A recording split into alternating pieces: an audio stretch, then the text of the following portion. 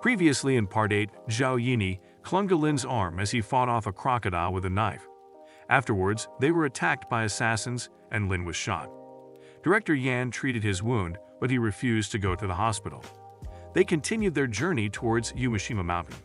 While the cameraman left, Lin and Zhao Yini climbed the mountain together. Zhao Yini and Lin started climbing up the mountain. Then, she saw some movements on top of the mountain.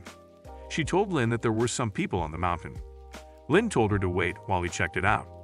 He ran up the mountain and found two people wearing masks. He asked them who they were, but they did not answer. They started running towards him to attack him. Lin fought with them, and then one of the killers kicked him hard in the chest, making him wince. At that moment, a helicopter arrived, causing the two assassins to escape. Lin asked Director Yan if she had looked into the guys. She told him that they were two men who had gotten rid of their cameraman. On the ship, Ohm and Jones were discussing how they had failed to complete their mission. Suddenly, they heard a knock. Before they could open the door, Lin barged in and asked them who had sent them to kill him. They did not reply. He beat them up and then asked again. One of the assassins finally told him that it was Lowe's, Andy's bodyguard. Lin used the helicopter and went to Lingyan Group to see Qin Yan. She hugged him and noticed that something was on his shoulder. She asked what was wrong with his shoulder, and he told her that it was nothing. She insisted on taking a look, and then she saw that his shoulder was bandaged. She asked why it was bandaged, and he told her that he had just gotten a little hurt. Then she knocked, and she told him to come in. He gave Lin some papers, and Lin asked him if the stocks were still stable. He replied that the stock price was continuing to rise. Then Lin told Chi to pick a day for the launch of the basic code of Chip 3.0. After everything, Lin went back to the ship and asked the assassin how much it would cost to kill Andy. The assassin replied that it was impossible, because Andy was the kind of person who spends hundreds of thousands on security. Then Lin told him not to go back to M. He should stay so they could work together. The assassin agreed. Lin walked out of the room, and Director Yan asked if they were still going to the sea with him. Lin told her that he was sure they would, and that he was going to get it done before they did. The next day, Lin was in his office on a call, discussing the launch. When someone knocked on the door, he told the person on the phone that he had some people coming in. Then the person walked into the office and informed him that Alice wanted to see him and was waiting outside. He told the person to let her in, and she entered. He asked her to take a seat and then inquired about the big deal. She replied that she had thought about the 3.0 thing and they needed to talk. Lin reminded her that they had already talked about it before. She told Lin that it would be a win-win situation if they could reach a cooperation. He told her that he had already given her the conditions, and she replied that they could not accept those conditions. Lin told her to let her father talk to him personally, and then he told her to get out. Alice rose from the chair and walked out. Moments later, Mr. Andy called Lin and expressed that they valued their cooperation and hoped for a pleasant partnership. Lin replied that he didn't know if working together would be pleasant, but someone had shot him on the day he was recording a show. Mr. Andy commented that it was terrible and showed that the security was very poor. Lin replied that the city's security had not been very good, and he was concerned for his daughter Alice. Mr. Andy threatened Lin, stating that if he dared to hurt his daughter, he wouldn't let him go. Lin told him that if his daughter set foot in the airport, he would ensure that she wouldn't get on the plane. Then he hung up. 10 minutes later, Chi walked in and informed him that the people from Ning Group wanted to discuss business. He told Chi that he would meet Andy personally. Later, Lin returned home and found King Yan sitting on the couch, eating a snack. He told her that the new phone was going to market, but the name was yet to be determined. She suggested that they call it May because she and Lin had met in May. She asked Lin if he had plans for the new year. He replied that he would go to the orphanage. She complained that it was their first new year and asked if he didn't feel different. He told her that he felt different because God had given him a different Yan from the first day he met her. She left, saying she wanted to take a shower. Then the system lady appeared and asked Lin if he wanted to start a new career as a farmer. He accepted, and she congratulated him and awarded him golden clay. He went to the garage and found the clay in a box. He took a packet of the clay and realized that it wasn't golden clay. When he turned the packet, he read the words on the back stating that the golden clay was a concentrated formula that needed to be used with regular clay. He also saw a land lease contract and a map. The next morning, Lin made breakfast. As they were eating, Yan asked him if he still wanted to pursue broadcasting. He replied that he was ready for something new. She asked if it was a job like giving women massages. He told her that he was going to plant his own land to experience the hardships of life. She told him that she would go with him. He replied that she still had work at the company and couldn't help him with crops. She insisted that she would help him with watering the plants. Then, she sent him a message saying that the arrangements were finished, and they were scheduled to meet at Peninsula at 1 p.m. At 1 p.m., Liang Ruoxu introduced Lin to Mr. Andy. They sat down and started eating. Lin asked the waitress to bring wine. She poured the wine into their glasses, and Ruoxu proposed a toast, wishing them a successful cooperation. Mr. Andy praised Lin as the greatest scientist for being able to research the source code of Chip 3.0. He brought his glass close to Lin's. Lin told him that he couldn't clink glasses with him because his level was not enough. Andy expressed that he came hoping for the possibility of cooperation. Lin reminded him that he hadn't forgotten about being shot. Andy replied that he came solely for the cooperation and nothing else. Lin told him that he had already been shot, and if Andy was willing to establish cooperation, he would let it go. Then, Lin poured wine on Andy's head while telling him that his daughter's life was in his hands. He further revealed that he already knew about him and the photolithography company. Andy offered compensation for that matter, but Lin replied that he was a vengeful person and couldn't reconcile with him for a little money.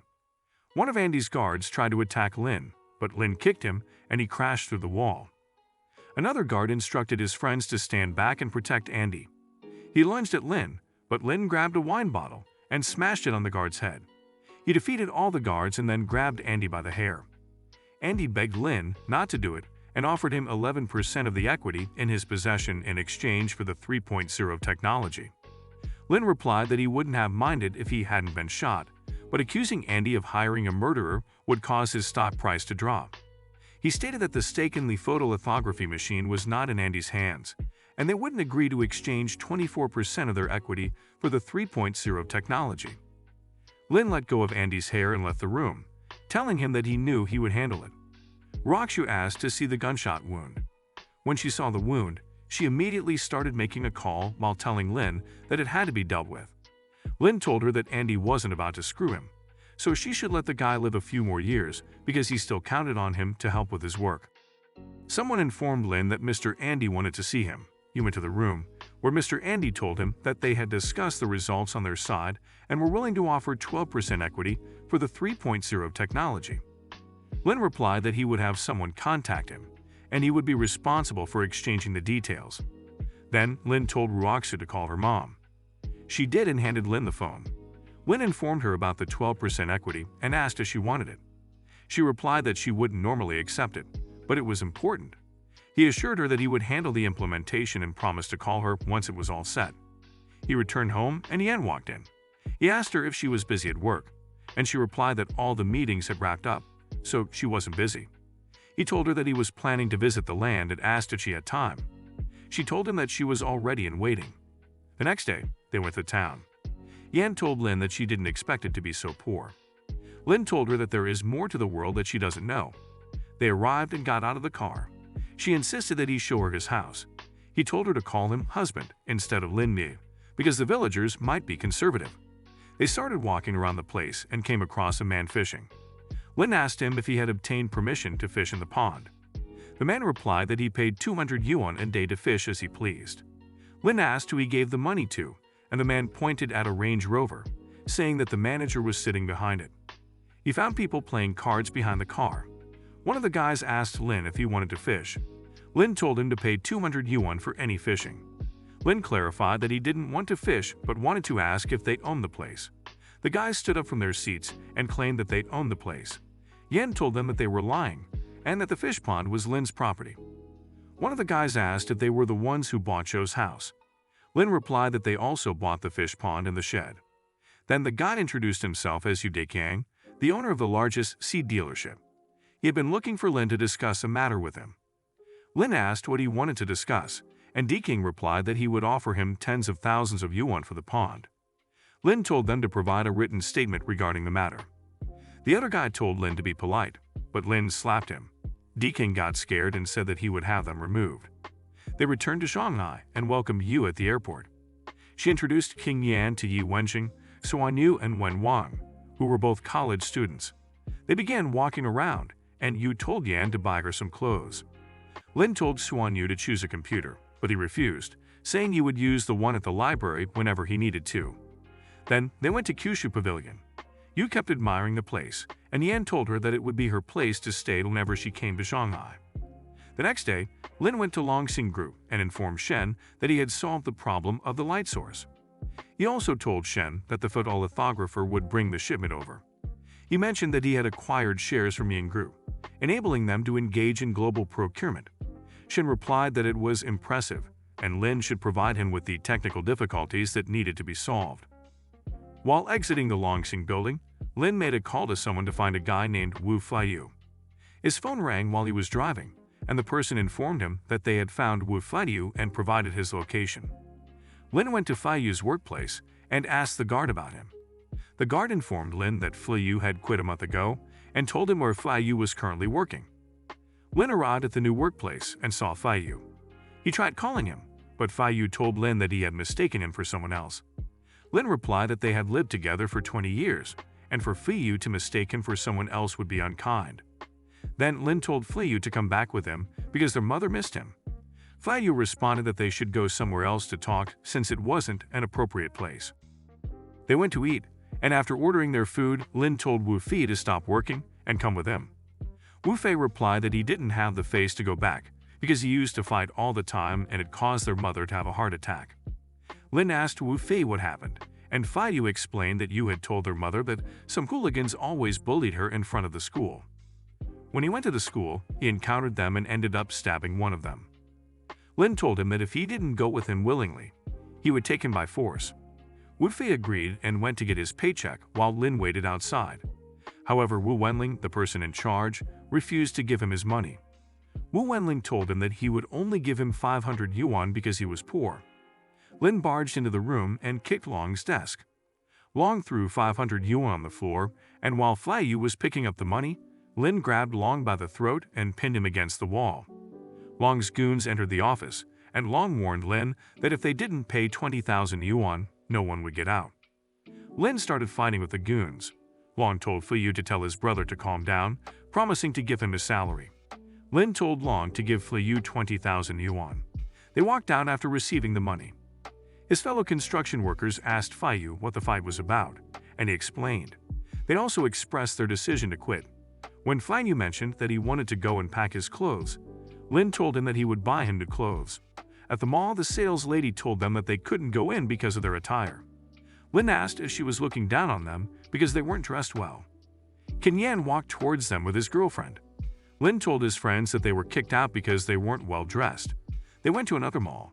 After shopping, Han offered to take Wu Feiyu to relax and unwind. While they were getting massages, Long called Feiyu, asking where they were because he had encouraged other workers to leave the place. Lin yelled, revealing their location to Long. When Long arrived with Lu Chen at the water soup spring, Long mentioned that he didn't realize that the place was owned by Chen's uncle. Chen informed his friends that his uncle wouldn't protect them. Lu Chen asked the receptionist to find out which room Wu Feiyu was in, and she provided them with the room number. Meanwhile, Lin and Wu Feiyu were talking in the room when they heard a knock. Lin told his brother not to move and said he would go out to see who it was. Lin opened the door, and when Long accused him of being the one who beat him up, Lu Chen ordered his thugs to teach Lin a lesson, and they lunged at him. Lin quickly grabbed one of their hair and slapped him. Then he walked towards Chen, slapped him, and asked why they were afraid to seek revenge on him. Chen instructed his goons to beat Lin to death. However, Lin fought back and defeated them. He warned Chen that if he made any move, he would ensure Chen would crawl out of the situation. Then he kicked Long in the stomach. He started pleading for Lin not to hit him because he would die. Lin asked Chen if he was capable of backing him up. Chen replied that he was convinced and that they were even because the place belonged to his uncle. However, if his uncle found out about this, he would deal with him. Lin told him to call his uncle. Chen did, and his uncle arrived minutes later with guards. He recognized Lin and asked him if he was Lin of Lingyan Group. Lin asked him how he knew him, and he replied that he had seen him at Yawn Island. Then he apologized for his nephew. Lin walked back into his room. Hendong explained to Chan how powerful Lin was. Lin kicked Wenlong, saying it was all his fault. They went to a hotel to stay for the night. In the lobby, while he was paying for their room, Carrie Lee called Lin and asked him why he was there. Lin told his brother to go to their room while he met his friend. He turned to Carrie, telling her that he came to take care of some business. She grabbed him by his shirt and told him that there was something she wanted to talk to him about. Then she told her sister Jamie Lee to wait while she talked to Lin. She asked him if he found anything strange at the top of the mountain during the show. Lin replied that he saw nothing. Carrie left after giving Lin her number. Then, Lin walked out of the hotel and got into a black van, driving to the beach. After setting the boxes on the sand, he called Ruaksu and told her that he wanted to set off fireworks and wanted to take her with him. She replied that she was in her hometown and fireworks couldn't be seen. Then she turned towards the window and saw fireworks in the sky. Ruaksu told Lin to wait down there. As she was about to walk out of the house, her father asked her where she was off to. She explained and her mom started laughing and told her to get rid of Lin quickly before he got arrested, because fireworks were prohibited in the city. Ruaksu ran towards Lin at the beach, trying to push him while telling him to get in the car because there was no time. When she saw that Lin was not taking the matter seriously, she told him what her mother had said, and they immediately got in the van and drove off. Once they were a safe distance away from the beach, he stopped the van. She told Lin that it was almost 12 o'clock and he should take her home. He dropped her off and returned to the hotel. The next morning, when Lin and his brother were leaving the hotel, they met Carrie Lee, and she told Lin that her grandfather wanted to see him. Lin accepted and told his brother to wait in the lobby. Once they arrived in Yanjing Old Town, Carrie urged Lin to go inside the house. Carrie's grandfather, Lai Xuyong, told Lin to take a seat and offered him tea. Lin asked what he wanted from him. Xuyong explained that his intention was mainly to ask about Ju Chuan Island. Lin told him that he would share what he knew about the seriousness of the situation and his encounters, but they would exchange information equally. Xuyong urged him to tell him about the island. Lin rose from his seat, telling him not to play that kind of scheme in front of him, and that he had other things to do. He stated that Xuyong could forget about it if he didn't want to talk. Lin started walking towards the exit when the man next to Xuyong stopped him, saying that Elder Lai hadn't allowed him to leave. Lin replied that they were not qualified to get their hands on whatever was on that island. Lin left and stopped a taxi. He told the taxi driver that he was going to the 7 Stars Hotel. Then, Lin noticed that he was being followed. He instructed the taxi driver to go to a secluded location where no one would be around. The taxi driver thought that Lin was trying to rob him, so he begged him not to because he didn't have any money. Lin clarified that the driver had misunderstood and explained the situation to him. The driver dropped Lin off at some unfinished buildings, and the other cars came to a halt. The occupants got out, and Lin asked them who they were. White Primus introduced himself and mentioned that he had also participated in the competition. He invited Lin to his house for a meeting. Lin replied by saying that his family was on the same level as the Lai family and they couldn't handle them, so the Y family was even less qualified. Primus, however, decided to use force. He attempted to grab Lin's hand, but Lin caught his hand before he could and twisted it, causing Primus to cry out in pain. Lin then released his hand and stated that since it was almost New Year's Eve, he would spare his hand for a good year. He took one of their cars and left. They returned to the orphanage, where Wu Fei expressed his nervousness about returning after causing their mother to worry. He was also concerned about dragging the orphanage into such a dangerous matter, given the powerful individuals involved. After getting out of the car, Lin called their mother. Kuiping was surprised to hear from Wu Feiyu. They had the house, and she informed them that she was going to make dinner. After dinner, Lin went out and met a female friend. He gave her a gift bag while telling her that it was New Year's Eve and she should wear new clothes. She gave him food to eat. He left after advising her to go to bed early. He returned to the orphanage and found his brother still awake. Feiyu informed Lin that he was looking at some job search information. Lin asked if he had any particular companies in mind. Feiyu replied that he had searched for a while but hadn't found the right one. So with the money he had, he planned to buy a used truck to use for transporting goods. Xuan Yu entered their room and reminded them that their mother had said they should go to bed early so that she could take them out the next day. The next morning, Kuiping, Zhao Kunfu Yu, and Lin went out to visit Kunfu's father. Lin gave his grandfather a gift. Jifeng asked why he had bought such expensive things. Then he told Kunfu that he had made a mark because his son and daughter were successful. Kunfu's sister mentioned that she remembered Lin had changed jobs, so she asked when he would be able to afford to buy a house. Lin replied that he didn't just buy a small house, but he also started a company. Then, Kunfu's nephew asked Lin if he could give him a job contact. Lin replied that he could choose between Yanjing, Zhonghai, and Yanqing. The boy chose to stay in Yanqing. Lin took Yu and Fei Yu to search for housing since the orphanage was slated for demolition. They looked for over an hour, but found nothing. Then, Lin asked Yu if the house she used to live in was an apartment. When she confirmed, they drove to the apartment building. A sales lady named Sun approached them and asked if they were looking for properties. Yu responded that they wanted to buy an apartment. She called Chen and instructed him to show them the available apartments. Yu informed Chen that they were not interested if the apartment was too expensive. Chen began showing them the apartments, and Yu told her brother that it was his turn to make a decision. Lin chose an apartment that cost 1 billion and informed Chen that he would buy it. Chen replied that if he really wanted to buy it, he needed to discuss it with their manager first. Meanwhile, sales lady Sun encountered the manager in the hallway as he was heading to meet up with Lin, with Chen following behind. She informed him that she had sold 2 apartments.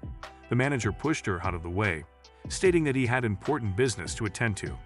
Sun asked him about the nature of the business, and he revealed that a tycoon had purchased the entire complex. She asked if they were the people she had directed to him, and when Chen confirmed it, she gasped and explained to the manager that she had directed them to him because she was busy. The manager informed Lin that he had notified the president, who was on his way. The president arrived and apologized, stating that he hadn't been aware of Lin's presence in Yangcheng. He then offered Lin the open space if he bought the building. Lin replied that they should prepare the contract. When they returned to the orphanage, Kuping informed Wu Feiyu that her cousin had a friend's granddaughter who was said to be pretty. She suggested that Feiyu should get a haircut and clean up a bit so that he could meet her tomorrow. Feiyu replied that she should forget about it because he was just a high school graduate and had been in jail. Yu chimed in, telling him that their mother was right, and he should take a shower because he was also handsome.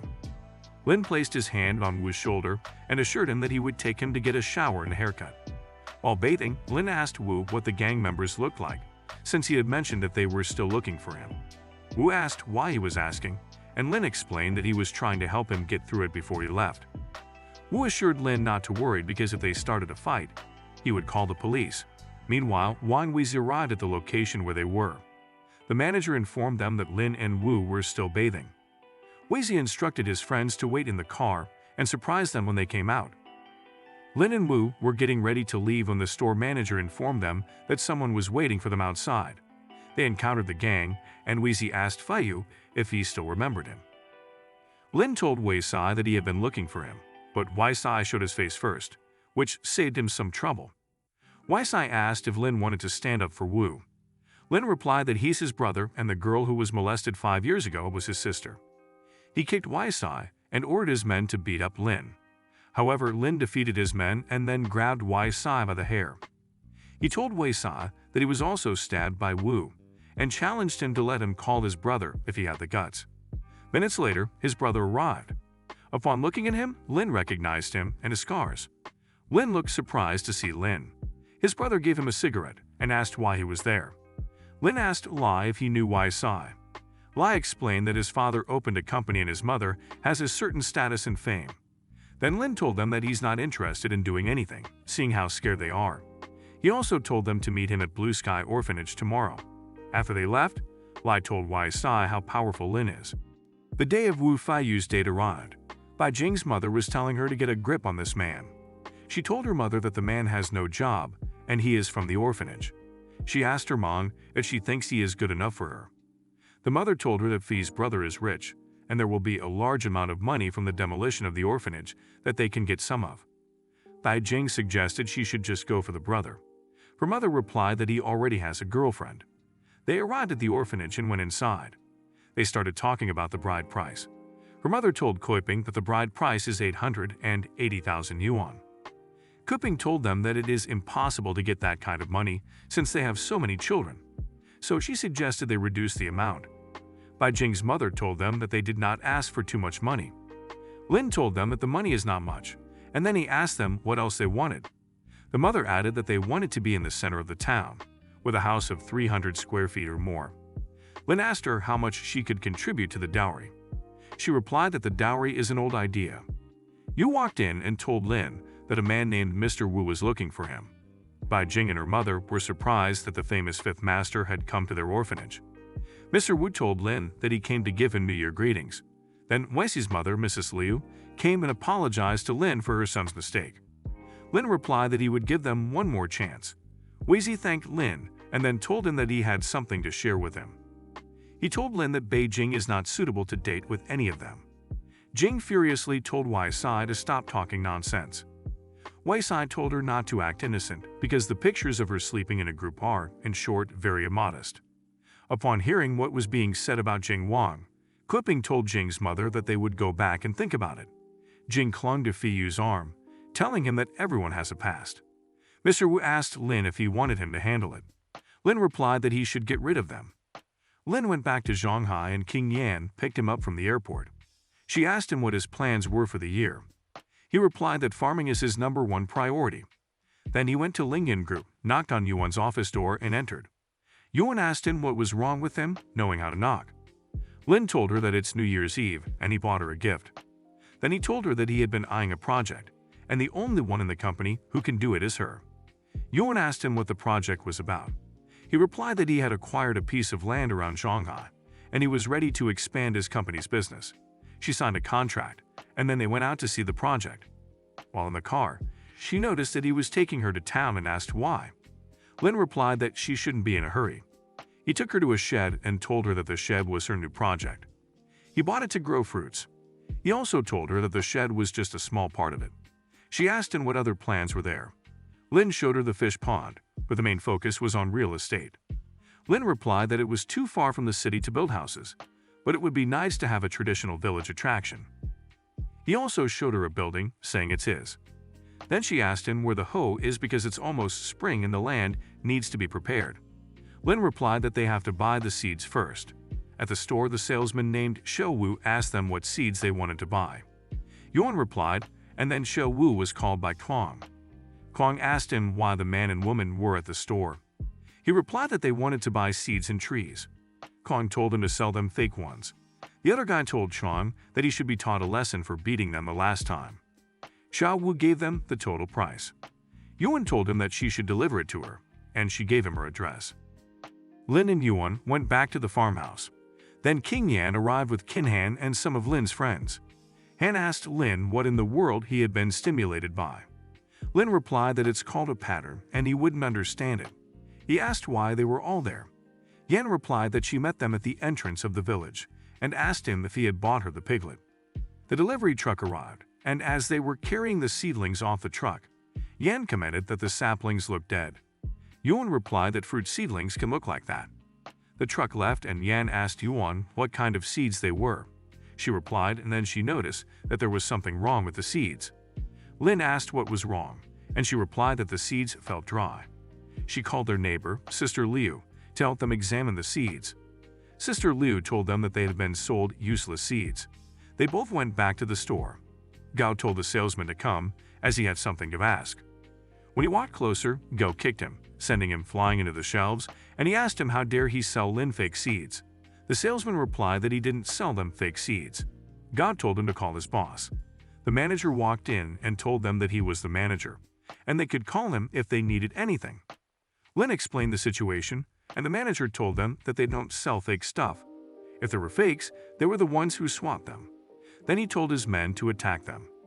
Lin and his friends fought back and beat up the men. Then someone asked them what they were doing. Kong asked them if they came to the store to make trouble. Lin looked at the man and recognized him. The manager told Tuan what Lin had told him. Kong asked Lin who he was to say that they sell fake goods. The head of the four-sided village, Zhu Amen, told them to stop and told Lin to go to the office with him.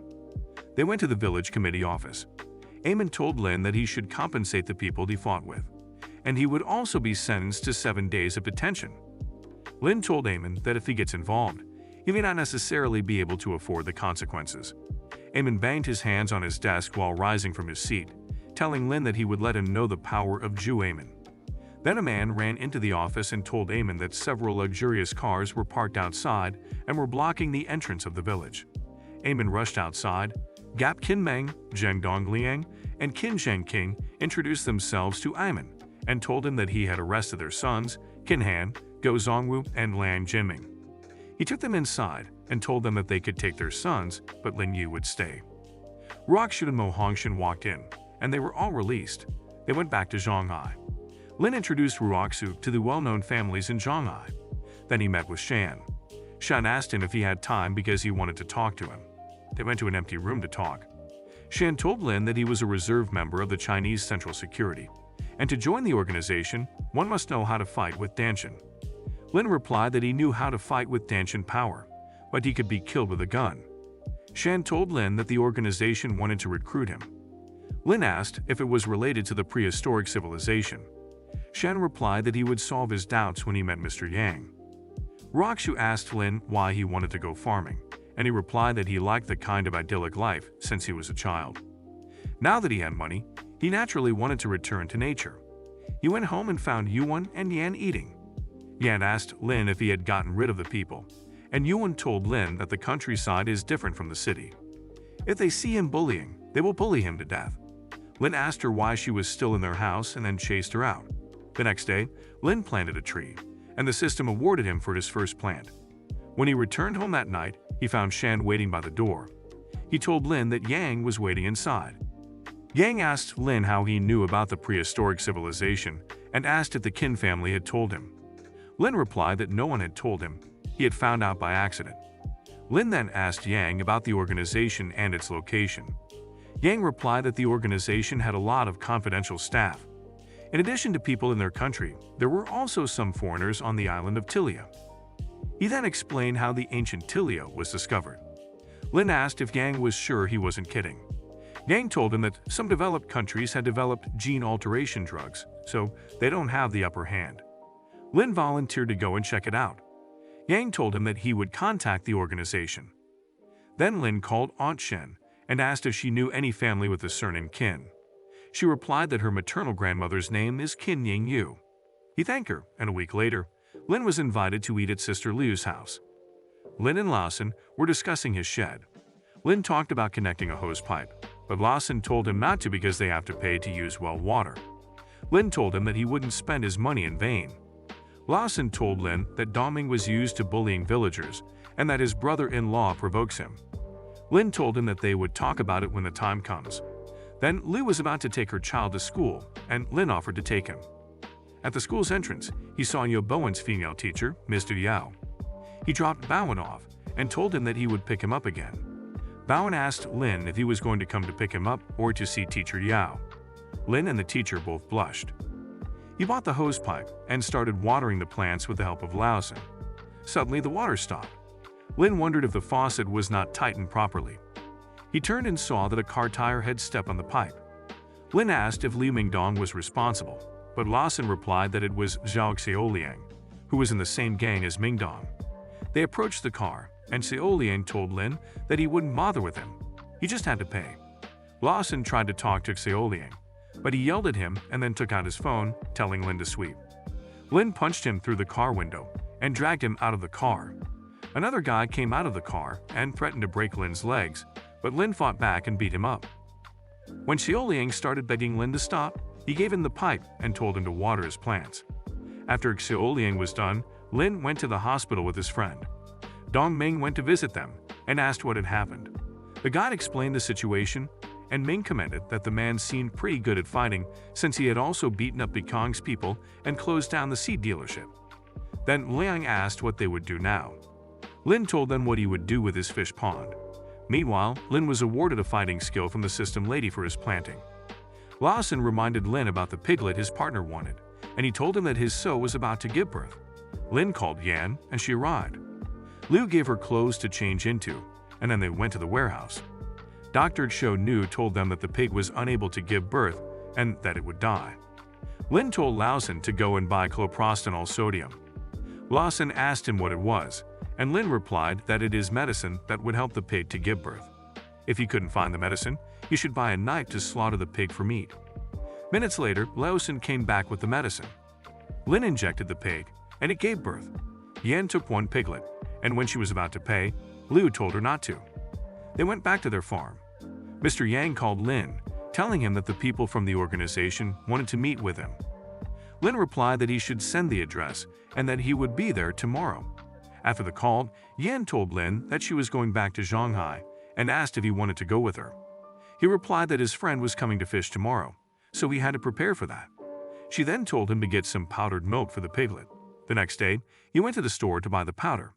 He heard Bowen calling him, and when he turned, he saw Bowen and Yao with another student. Lin told Bowen that he was supposed to be in class, and he replied that they came to buy brooms and mops. Lin took them back to the school. Miss Du ran into Lin Yi while she was having trouble with some gang members. One of the gang members recognized Lin Yi since he had fought with them before. Lin Yi told Miss Du to get in his car. Meanwhile, the gang leader threatened Lin Yi, saying that messing with one of them was one thing, but interfering in their job was too much. Dong, the gang leader, ordered some of his men to block Lin Yi's path so that he wouldn't be able to pass, and he also called for backup. Lin Yi told Miss Du and her two students in the back seat to buckle up, because it was going to be a rough ride. Lin Yi found a way to go through this so-called roadblock and managed to protect Miss Du and her students. Dong ordered his men to get him a forklift and an excavator since he wanted to raise down Lin Yi's house. Miss Du asked the children in the back seat if they were both all right. They answered her, "We felt like riding bumper cars just now." Miss Du was shocked by their response. Miss Du thanked Lin Yi for helping her since the gang had been harassing her for some time. He'd assured her that it was all right, since he had also had some issues with them. At Miss Du's place, Gu Fel welcomed her and told her that he was going to pick her up. Miss Du corrected him and said that it was Lin Yi who helped her get home. She also asked Lin Yi if he was available for dinner as a thank you, but Lin Yi refused. Miss Du visited Lin Yi at his house to give him some snacks since he lived alone. She continued to ask Lin Yi why he decided to come to their village, whether it was for investment or something else. Lin Yi answered by telling her that he simply wanted to experience the idyllic life, and also mentioned that the air was good. After chatting with Lin Yi, Miss Du took her leave. On her way, she ran into Gu Fel, who asked her what she was doing at Lin Yi's house. She explained that Lin Yi lived alone, so she brought him some food. Gu Fel expressed concern for her safety, stating that it wasn't safe for her to be walking alone during the day with gangs moving around. He then asked her out for a movie, but she turned him down. Lin Yi received some visitors, namely Tao Cheng and Wang Binju. Tao Cheng asked Lin Yi if he still raised pigs, and Lin Yi replied that he came to enjoy the idyllic life, and raising pigs was a part of it. The guests were shocked to find out that Lin Yi raised pigs in cages, but they refrained from judging him, knowing that powerful people have their own ways of doing things. They talked to Lin Yi about the purpose of their visit, which was to learn more about Lin Yi's martial arts and where he had learned them. Lin Yi told them that he taught himself and that his martial arts had nothing to do with anyone else. He explained that he was raised in an orphanage and thus had a clean identity. The visitors asked Lin Yi if he would be interested in joining a tryout for their organization. Lin Yi told them that he would only accept if they would tell him more about Jilia Island. They informed Lin Yi that Jilia Island is a small city with people from all over the world, and they all share one goal: to uncover what is buried in the prehistoric civilization. Lin Yi further asked them about their families. At the end of their conversation, he agreed to participate in the tryouts and asked them when they would begin. They informed him that the tryouts would start in half a month, and they would call him to make all the necessary arrangements. While they were discussing the arrangements, there was a commotion from the streets. It turned out that the gang that Lin Yi had trouble with had arrived with excavators, aiming to destroy his house. The visitors asked Lin Yi if he knew those people, and he informed them that they were the village bullies. The two visitors offered to help Lin Yi, but he declined, stating that it would be a waste of time and that it would be cheaper if he handled it himself. Dong, who seemed to be behind all of it, threatened Lin Yi, stating that he would destroy his house as the village was planning to construct a road that would pass through it. However, before Dong could finish speaking, Lin Yi struck him with a kick, injuring Dong in the process. Lin Yi appeared intimidated by the large number of people, but he declared that he would be able to take them on. Dong offered his men 3 times the amount he had promised them if they could defeat Lin Yi. However, before any of them could land a punch on him, someone fired a gun, bringing everything to a halt. While Dong was kneeling down due to the gunshot, Lin Yi told him that he admired his spirit of learning and asking questions. Dong offered Lin Yi a deal. If he let him go, they would forget about everything that had happened, and the road would not go through his house. At that moment, a villager showed up and began praising Lin Yi, calling him the great savior of the village. The villager went on to explain that the people in the village had discussed the matter and wanted to recommend Lin Yi to be the village chief. He asked for Lin Yi's feedback. Lin Yi replied by saying that he didn't work every day and that if he became chief, the village would only become poorer. He suggested that they should just forget about it. The villager promised to pass on Lin Yi's message to the others, and they slowly faded into the horizon, engaged in their own discussion. Lin Yi discusses the equities of Ying investment, and they organize a meeting with Mr. Qi to see what is missing. Lin Yi then receives a message from Tao Cheng that the tryouts are starting. Lin Yi arrives at Yanjin Airport and calls Ru Shi, who was supposed to pick him up from the airport. Lin tells her that he will be picked up by her cousin, Yan Chen. Yan Chen sees Lin Yi and asks him about the cage he is carrying. Lin Yi tells her that it is his pet pig. Yan Chen then asks why he had brought a pig to a meeting. They discuss a place where Lin Yi would be staying while he is there. Lin Yi asks Yan Chen if there was a recently opened pharmaceutical industry. Yan Chen tells Lin Yi that her dad was the one who took the lead in hosting it, along with the semiconductor conference at a certain university. Yan Chen then suggests that they could check it out that afternoon and promises not to tell her cousin. Yan Chen, together with Lin Yi, visits Yanjing University where Yan Chen's dad is holding a lecture. They face some issues with the security guard who doesn't allow them to enter, as he assumes they are just ordinary people. Yan Chen informs the guard that her dad is the one giving the lecture, and that if they are not allowed in, she will be late. She explains that her dad wanted to introduce her to some of her uncles. She tells Lin Yi that he can check out the place while she sorts things out. Chu Han's friends tell her that she shouldn't solely focus on her career, and that she needs to find a boyfriend, as it has been a long time since she graduated from college. As the girls have their conversation, Chen Ru shows up and asks Chu Han out for dinner. However, she refuses because she already has plans with her friends. Her friends then inform Chen Ru that they have other plans with their husbands, as they attempt to set up Chu Han with Chen Ru. Yan Chen makes up another excuse, saying that she needs to attend to a hospital and has other plans as well. Her friends pull her aside, thinking that she and Chen Ru would make a perfect match. Chu Han mentions that Chen Ru is not her type. Chen Ru tries to convince her by expressing his interest in having dinner with her. Before he can finish his sentence, Lin Yi shows up and tells Chen Ru that it's not possible since he had already asked Chu Han out. Chu Han is surprised to see Lin Yi, and before she can say anything to him, Lin Yi pulls her close by the waist. Lin Yi then informs Chen Ru that he is too late, as Chu Han is already taken. Her friends are surprised that Chu Han kept a secret. Lin Yi suggests to Chu Han that they find a place to have a meal. Chu Han's friends tell them both that they know the perfect place for their meal, even though they had previously told Chen Ru that they had other plans. Outside the university, Chen Ru meets a friend who asks him why he didn't ask Chu Han out and why she is leaving with another man. Chen Ru tells his friend to forget about it, since he didn't expect to win her over. Meanwhile, the friend offers Chen Ru a night out to help him forget about her. Inside the restaurant, Lin Yi, Chu Han, and some of her friends enjoy their meal. In the middle of the meal, one of Chu Han's friends asks the two how they met. Chu Han responds by saying that Lin Yi was the chief of their cardiac surgery department. Chu Han's friends are surprised to learn that Lin Yi was the director of the Huashan Hospital owned by Chu Han. They continue to ask Lin Yi if he was the head of the department. Then his position must have been extraordinary. Lin Yi explains that he left the hospital a long time ago. The two friends then inquire why he quit his job at the hospital, as his presence would have been beneficial for its development. They further question if the hospital job was too tiring, which led him to switch to an easier job. Lin Yi answers that he returned to farming. This response shocks the girls. Lin Yi and Chu Han step away for a minute, leaving the two friends to discuss Lin Yi's behavior, considering it somewhat abnormal. They mention that if he weren't handsome, they would treat him like a psychopath.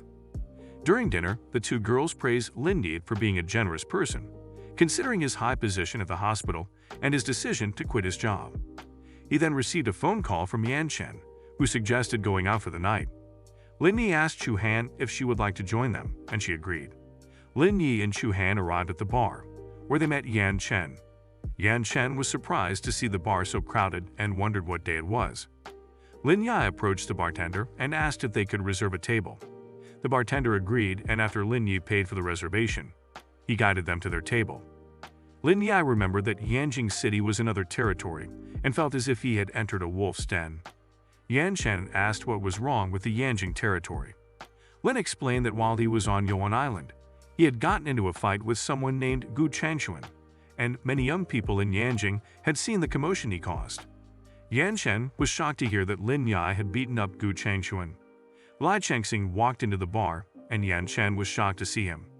Chu Han asked if Lin Chengxing was a celebrity, and Yan Chen confirmed it. Meanwhile, Lin Yi silently told himself that it seemed like a bad day.